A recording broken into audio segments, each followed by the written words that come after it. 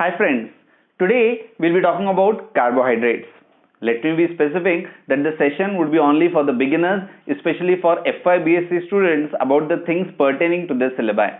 So carbohydrates, if you talk about now definition, if you talk about definition, technical definition of carbohydrates, they are defined as polyhydroxyaldehydes or polyhydroxyketones or molecules or substances which on hydrolysis yield such products.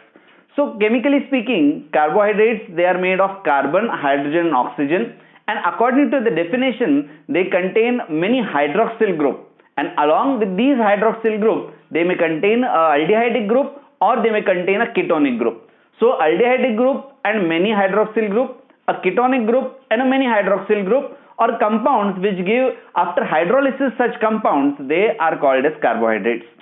To give a brief classification, we classify them as monosaccharides, we classify them as disaccharides, sometimes we call it as oligosaccharides, and they are classified as polysaccharides.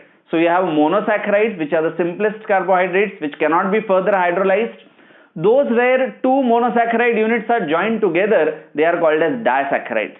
The joining bond between these two monosaccharides is referred to as the glycosidic bond. Oligosaccharide is a more general term, like we can say that disaccharide is a type of oligosaccharide. When there are few units of monosaccharide joined by this glycosidic bond, we call them as oligosaccharides. And when more than 20 and many monosaccharide units they are joined together by this glycosidic bond, they are called as polysaccharides. So basically we can say that carbohydrates, they are classified as monosaccharides, oligosaccharides and polysaccharides. Let us have a deeper look into these.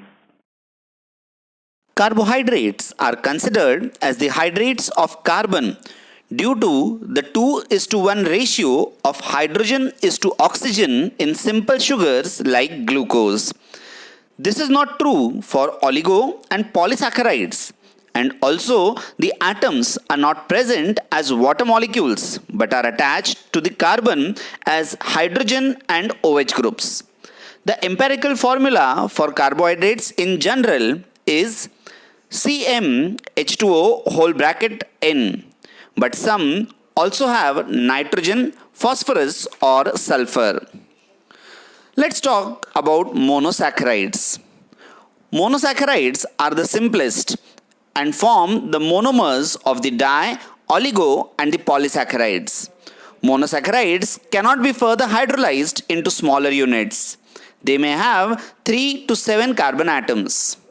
Monosaccharides are colorless, crystalline solids that are freely soluble in water but insoluble in non-polar solvents.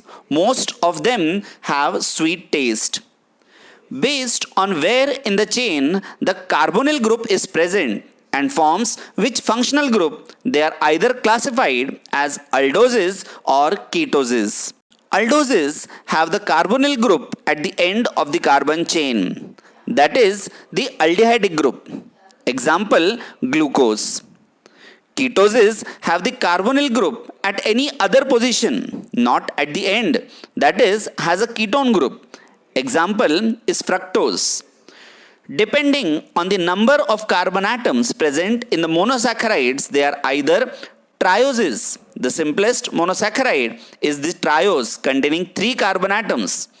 Example includes a glyceraldehyde, which is a aldotriose containing a aldehydic group and 3 carbon atoms. Another example of a triose is dihydroxyacetone, that is containing a ketone group and 3 carbons and therefore referred to as a ketotriose. Some of the common other monosaccharides to mention with their structures are, here you see the structure of typical ribose and aldopentose. This is the structure of deoxyribose. Again, a aldopentose. Here is glucose, a aldohexose. Here we have galactose, again a aldohexose. And now finally the structure of fructose, which is a ketohexose. Come on, now let us talk about disaccharides. These are made of two monomers which are joined by a glycosidic bond. These can be hydrolyzed into its component monosaccharides. A glycosidic bond is formed when the hydroxyl group of one sugar reacts with the anomeric carbon of the other. It is a condensation reaction with a loss of water molecule. These glycosidic bonds are easily hydrolyzed by acid, but they resist the cleavage by a base. Disaccharides like monosaccharides are colorless, crystalline, sweet in taste and soluble in water. The two common disaccharides include lactose, which is made of glucose and galactose, sucrose, which is made of glucose and fructose, and maltose, which is made of two glucose residues. Thus, we today talked about the monosaccharides and disaccharides. In the next video, we'll talk about more about carbohydrates in general and in specific about polysaccharides.